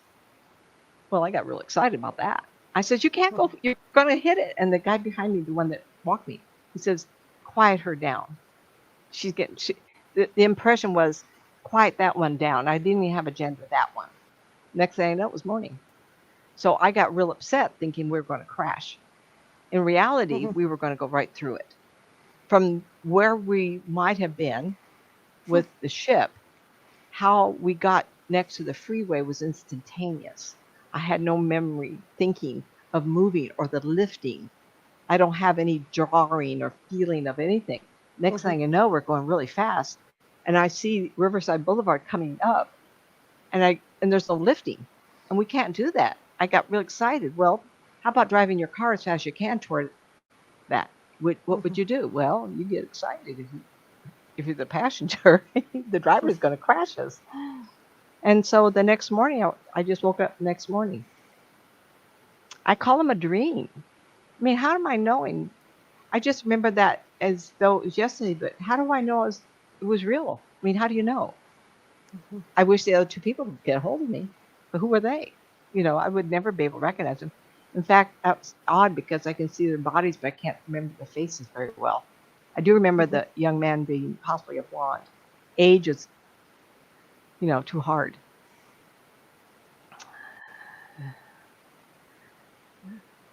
So anyway, that's the first one. And the second one I've been sitting for hours and hours. I'm kind of scrolling around my chair. It's time to get up, walk around a little bit. um, I will talk of the second one. The second one was in Hornbrook, California at 3,000. We have 3,000 elevation. Big house on the mountain, big deck. People say, "What are you moving for?" Well, husband got ill, so we had to move to a better hospital in Hornbrook, California. No disrespect for people who live there. I love it. If you have health issues where you have to be at the hospital easily, um, Wairika did not have Wairika, YREKA. They don't have the big hospital. You have to go to Medford. Well, I Mhm. don't like driving the Siskiyou Mountain Range. Anybody look that up? It's straight up and straight down. A lot of accidents. So I didn't want to have to do that in emergency. I felt like we need to move to Oroville. So we did. And here I was up there. My husband's down here getting medical help. And I'd go to bed one night, and then middle of the night I'd wake up. I'm standing outside, really. And I'm looking at the house. I was in the drive. So up there you have driveways, you have a lot of gravel. And I remember Mhm. standing in the gravel and I didn't have shoes on. And I thought, what am I standing on? And I look at the house, all of a sudden I realize I'm not standing by myself. I look to my right and there's somebody right there. And I remember looking and thinking, huh, who are you? And I couldn't see the top of him. So remember I'm 5'4.5", 5'4". Where my head was, you go across the body, it's just below the Mhm. ribs. That's how much taller he was. He or she, genderless, I couldn't tell. And what caught my eye was this beautiful suit that he had on. And the only way I could explain it is uh, underwater sea divers, they have this rubberized, thick suit they put on. And I know it's thick and it's rubber and it's just. And so this individual had this rubber looking suit on, but it wasn't black, it wasn't gray, it wasn't white, it was fluorescent blue purple color. And what was beautiful about it, even in the middle of the night, there was a movement of color like that. It was gorgeous. Just mm. And I thought about it and I says, that's a beautiful. And the only thing I could speak to is I said, you're beautiful. Of course I would. People say, yes, Nancy, you would say you're beautiful. The next thing I know, this head comes way down. And it's a real long one with really long, big eyes, little tiny chin, just right to a point, not big mouth. And I heard it in my mind. It said, you think I'm what? I said, you're beautiful. And then he realized I was looking at the costume, what he had on, because the feeling I got was, no one's ever said that to me. And I said, what do you want with me? He said, I want to be on the dirt. And I said, I don't care if you're on the dirt now. We want to be on the dirt. And I said, that's not from, I had the sense, well, I don't care if you're on the dirt. And then the next thing I thought of is, do I give you permission to be on the dirt? Who gives you permission? I mean, I couldn't, I talked to Shar about this. I said, Mhm. and that is what I brought up with her. I had to think about what I had said in retrospect. She said, we want to be on the dirt. On the dirt. Think about that for a moment. And it really caught me. Um, we want to be here with you is not the same Mhm. as we want to be on the dirt. Mhm. Where are you from then if you want to be on the dirt?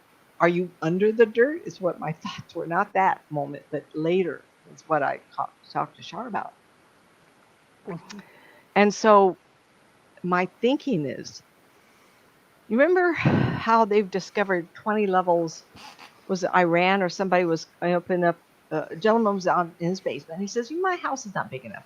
I'm just going to knock a wall in. I'm going to start carving on the side of my basement here. I'm Mhm. going to make my house bigger.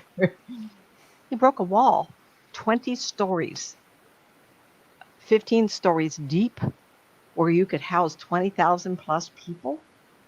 They figured that was 12, 13,000 years back, 13 years back, and there must have been something going on. And a lot of civilizations talk about the ant people Mhm. saving them. This guy looked like an ant. When he bent down, I could see thin arms, what I would call the rib cage. And where we have our stomach, there was a distance, like it got real thin. And then he had a bellow. And I took that to be intestines and things that make us live. And then he had Mhm. another short distance. I can't remember how thick it was, doesn't matter, I guess. What I would call the hips that would support the body. So you kind of look at it real quick and go, oh, it looks like an ant to me. And then I Mhm. started realizing on the dirt. Now, and we are under the, I didn't get that. Oh, he wants to be on the dirt. We want to be on the dirt. Talking to Shar later on and my friends, I said,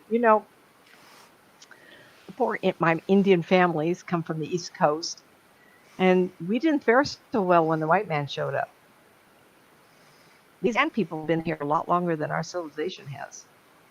They saved a lot of people, 15, 20,000 years. They were here helping us, and they've Mhm. been isolated and hidden. Oh, we won't fare very well with that. Mm-mm, mm-mm. Especially some of the warring countries. Can you imagine? We're warring over a speck of dirt over there, a couple nations, but the ant people show up. What, a trillion of them? Let me think about that for a moment. How will we Mhm. receive them? Well, clearly they're more civilized than we are. They'd already been up here removing us from their dirt. So I have to go to a place of realizing they might be more sophisticated, a better civilization than we are. They haven't bothered us. How many shows you watch and talk about this? Excuse me? If they can travel the cosmos or they live in the dirt for tens of thousands of years, if they wanted to take over our planet, they would have done already. We would already be gone because we're not very nice people. And we're dirty. And we drop things all over the place. And we war and kill each other by the tens of thousands at the drop of a hat.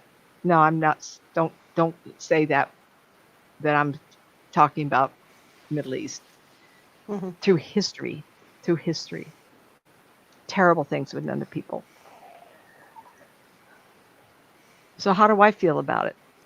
Oh my gosh, I would really like to know how many civilizations.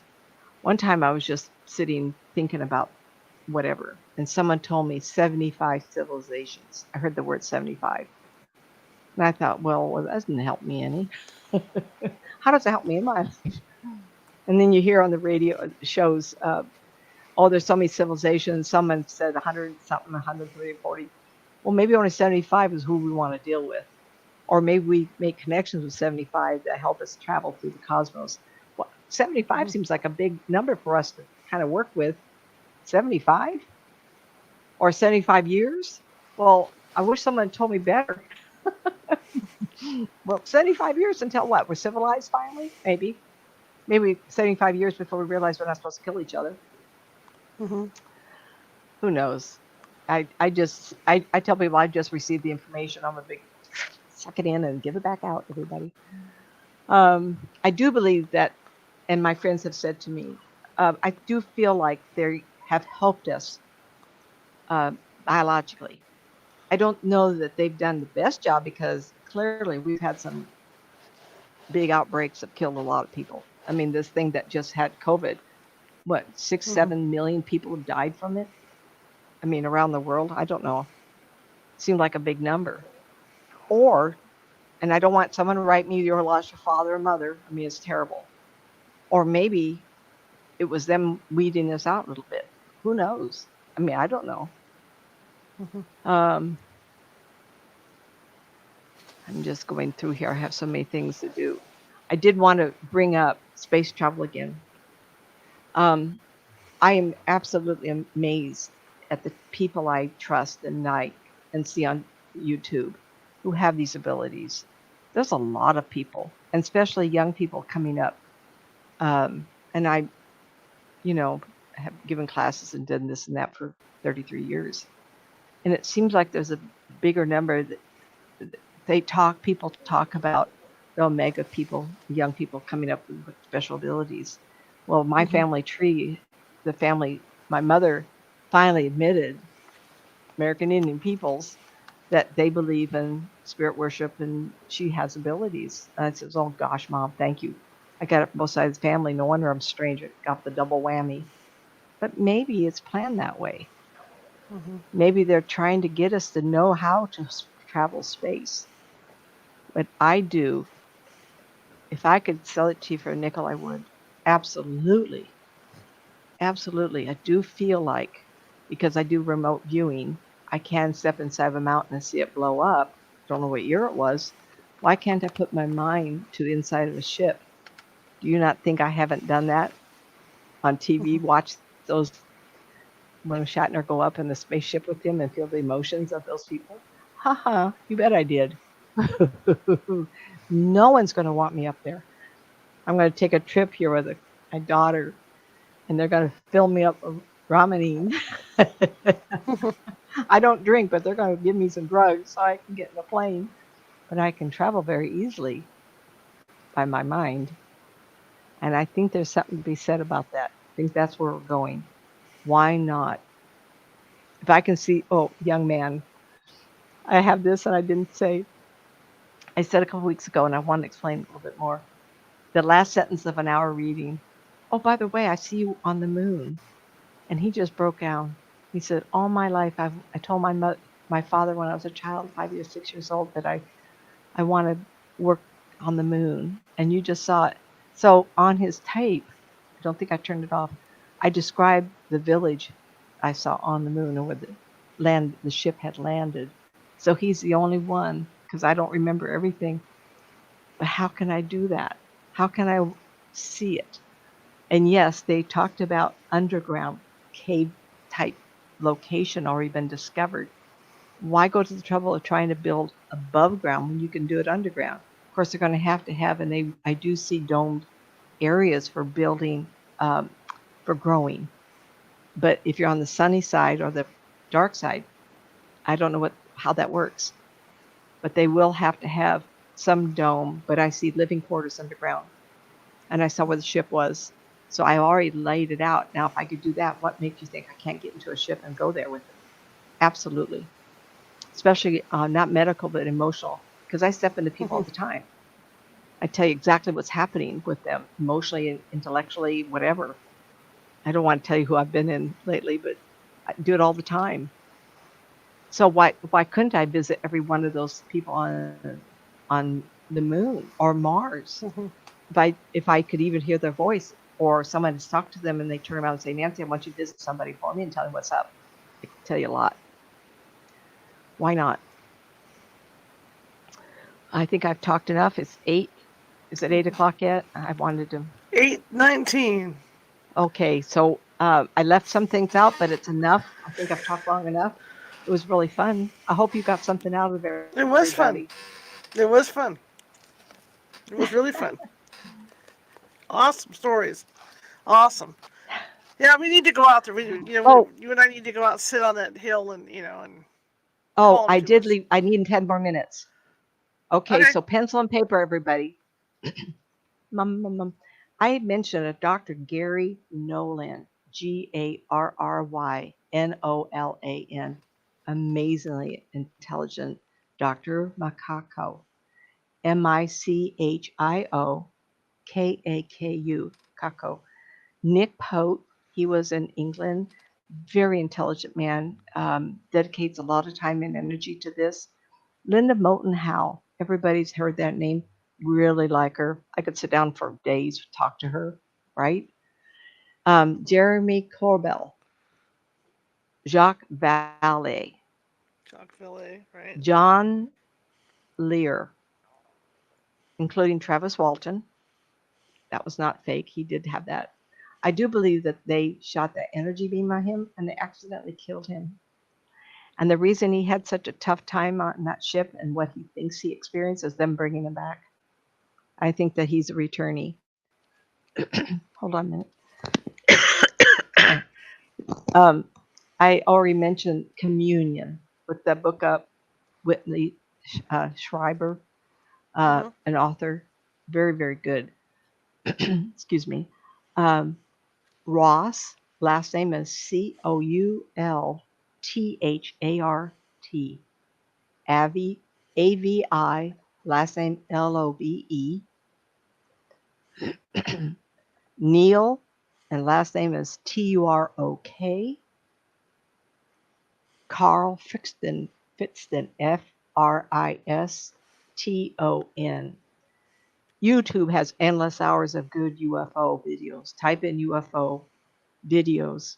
Go to Instagram UFO. Any place, TikTok. I've seen UFO on all these locations. Mm-hmm. Amazing. One of the things that really escalated and I feel like was a big turning point was in early teens, 2013, 14, of the Navy pilots and the videos of the TikToks that they saw rotating, no energy propulsion system seen, right hand turns, and they're finally getting out to be able to see it. So you want to go to uh,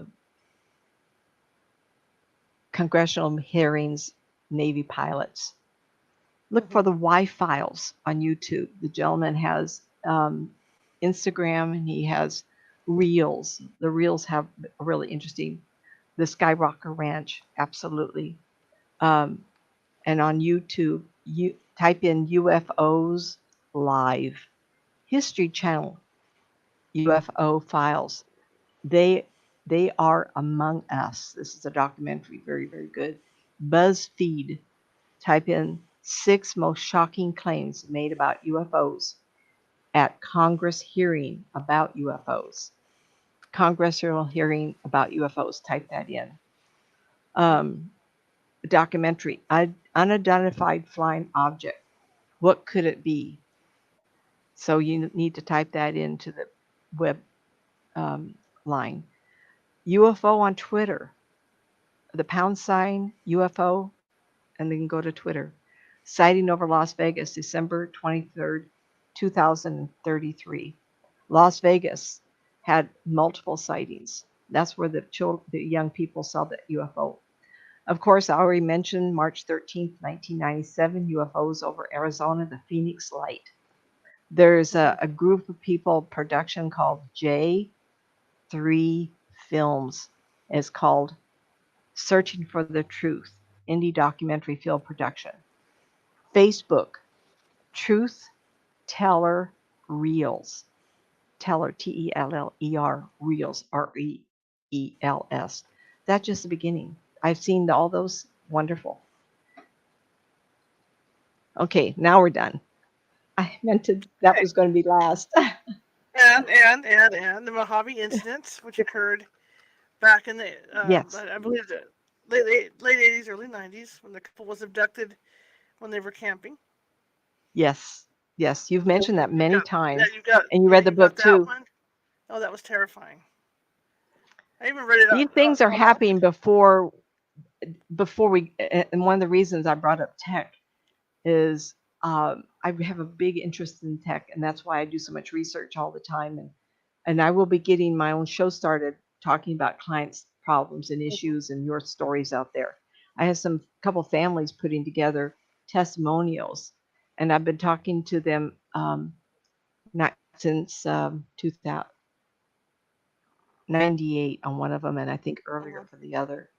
So sometimes these amazing stories, and it takes a lot of, like Shar going through all her stuff.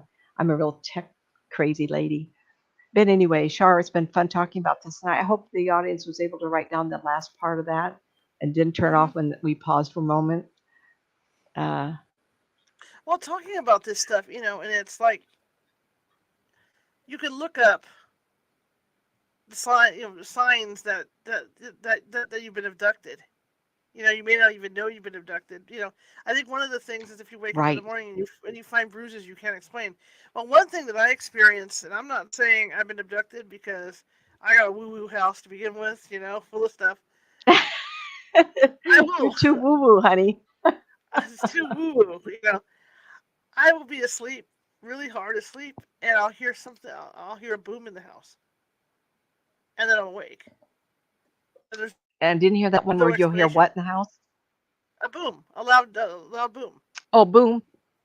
Yeah, and then it snaps me awake. So I don't know what that is about. I always think, well, maybe the cats did something or the dog, but it turns out that there's nothing going on. It's just a boom, and then, but it happens at that part where, Does the you're it asleep. feels like you think the house shook, like boom. Yes, yeah, like that. Mm-hmm. And it's like you're jolted out of sleep, but then nothing happened. The only one I could identify as far as a boom that was legit was when the maple tree fell. You don't have too many maple trees falling on you. And that sounded like a bowling ball had hit my kitchen floor when it fell. And then the first thing I think is, oh, it's paranormal. I know what the hell that was, because nothing happened in the house. And I thought, well, there was stuff like, that happened in the house, but not bad. But it was like automatically I'm thinking it's some kind of ghost thing. But I do wake Yeah. up. I do wake up from time to time hearing these loud booms. I don't know what they are.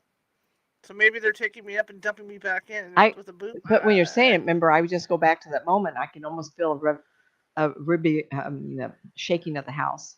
Yeah. Mm-hmm. I don't I know. can't talk. It used to be growing up, and you can say this because you lived out here. Aerojet, when it was active. Oh, yes. I mean, you always had that stuff going on. Always. Uh-huh. And the But I mean, neighborhoods would talk about the loud noises, the yeah, testing of the jet engines. That Yeah, also happened in McClellan. A lot of yeah, noise there too. yeah. I mean, we're right in the But where middle you of live, there Arrow. isn't any like that. Yeah, I mean, we're like catty corner to all that. So I remember growing up and hearing that stuff, and it used to be interesting to stand out front because you could hear those rocket engines Hmm. being Hmm. set off and stuff. But I don't know. This boom thing is crazy, but I never know what it is. So who knows? Maybe they're taking me and throwing me back for all the hell I know. Chucking me Ready for back throw in. down, Kind of like you. This one's not going to be controllable on the ship. Let's just dump her back in. right? Yeah, You know, last thing I remember is she's making too much, implying she's yeah. making too much noise. Stop it. Honk. Send her How do they back. do it so fast? I'll See, wake that up would be next me. morning. Only as a newspaper reporter, you could see me aboard this ship going, and what is that button for? What? How do we steer this way? And then What I it'd thought be was like, so weird is I wasn't so scared of them, but I didn't want to hit the embankment. yeah, It's like I can see that. That'd be a I reaction though, wasn't making because noise about the UFO people taking me. It was crashing. Like, yeah, really? crashing through the embankment. I can see that. I Mm. can see that. But I've But been in a yeah, couple car accidents, so I knew what that would feel like. hmm the impact. I don't want I that. just think it's funny. Get rid of this one. She won't shut up. Gone. Right? that Down. Put would her be down. me. Get rid of this one. She's too nosy. Come to think of Goodbye. it, I didn't have, they didn't reference me as gendered. They said that one. That one. I don't think I, that. I agree with you. I don't think they have genders. other I than the think adult and the child right, and the fear. right. And I did ask her, did it feel like a father, mother? She didn't know. She didn't have a sense. She could just feel the fear. Yeah. So are there worker bees and they're genderless? And then there's the big ones that do have offsprings. This is a person Yeah, but what if that? not capable of lying. What if these? I mean, the hybrid program has been going on for Lord knows how long. Yeah. And you think they would have progressed to the point that either we look more like them, combined, or they look more like us.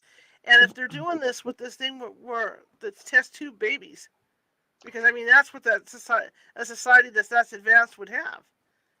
So they The don't have theory, to have. another theory I heard was that we're actually evolving to them. They're part of our future. Okay, yeah, but Why you not? see, If I can go future and I can talk about grandpa from a 3 generations back, why can't right, they travel? right. And that's where the I don't gender know. neutral comes in because if they're doing this via test tube, then they don't need to have genders. They can just do this. Who Very knows? possible. I mean, Very who possible. knows? I Okay, cannot make guys. absolute statements. I just No. can remember conversations or watching interviews and go, oh, that's an Yeah. interesting thought. Absolutely. Doesn't explain all the different kinds of beings that people are seeing, but it Right. could explain the smaller sized one. And I Right. kind of think that's possible. I mean, we take a lot of fuel to keep our bodies going.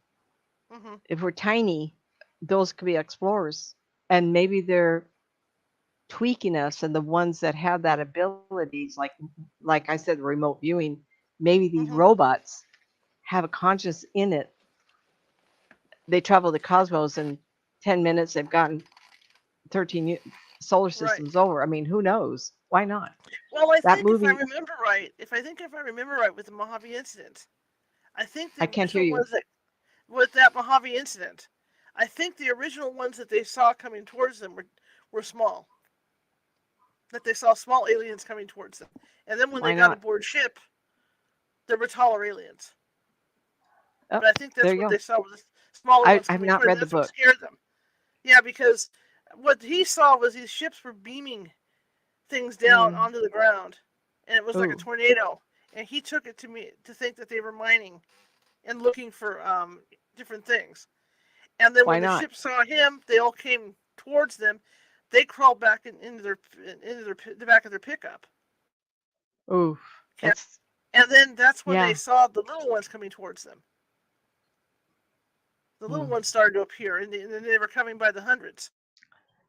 Thinking machines, AI Is is what they about. here and live and well in America, huh? Yeah, In yeah, the world. yeah. All right, young Okay, guys. lady. Okay, guys. Again, we'll repeat a little bit. Monday, Thank you, ladies. our good friend. Yes, thank you so much. Monday, our good friend Lynn Monet is going to be here, and she's going to be talking about her experiences. And I'm going to talk to her about the alien sightings she's had. I talked to Nancy a little bit about this the other day. Lynn Monet is a nurse, and she was working in a senior of a hospital. And there was one particular guest that was, well, I'll say guest, patient, whatever you want to call it, that was there. And she happened to walk by this room, and she saw like 2 or 3 aliens standing next to this woman's bed. Some, There you we're are. trying to, yeah, we'll talk a little bit. Lynn Monet has become a very good healer, and since having her experiences, so it's interesting to talk with her. I will be reading from the Werewolf book. We've only done one chapter of that, and so far it's pretty good. I didn't know what to expect. But I'll be reading from that one on Sunday. And tomorrow I'm teaching. Tomorrow at 2 p.m. Pacific, I'm teaching a Ghost Hunting 101 class. If you guys are interested, check us out at the California Haunts Meetup for that one. Sunday, I will be doing a meditation session with 4 different meditations. So if you're interested in that, check that out as well. And tonight, if you guys want to watch a grade B horror movie just for fun, 9 p.m. Pacific, I will go ahead and set up, in fact, along the lines of what we're doing here, Target Earth. And that's funny that the topics went that way. So we're going to watch Target Earth. It's over at this website called Cast, and that's all they do is watch parties. And it's funny because I think it's funny because they call it Caesar's Ghost Party. Oh, wait a minute. Repeat that. They call it what? Caesar's Ghost Party. Woo! Caesar's Ghost Party. We couldn't understand. Yeah. Yeah, Caesar's Ghost Party. And so what you do is you have to do it through Google. You go in there, you sign up. It's free, and then you can give yourself a name, and then you find me, Caesar's Ghost, on there, and then you can join my watch party from there. And Why don't you type that up and put it somewhere so someone? Yeah. So I could find it later and not try to remember it when I'm tired like this. So is in a few minutes after I upload the RSS feed, I'm going to go ahead and go over to Meetup. I'm going to set the show up, go to Meetup, go to Facebook, and I can put the links in over there so you guys can find them. So just watch the Facebook feed and and then you'll get your email from Meetup about it, and then we'll start at 9 o'clock. Grab your popcorn and snacks, right? And we can just start doing that at 9 p.m. Pacific. Alrighty then. We're done with you. Nancy, where can people find you?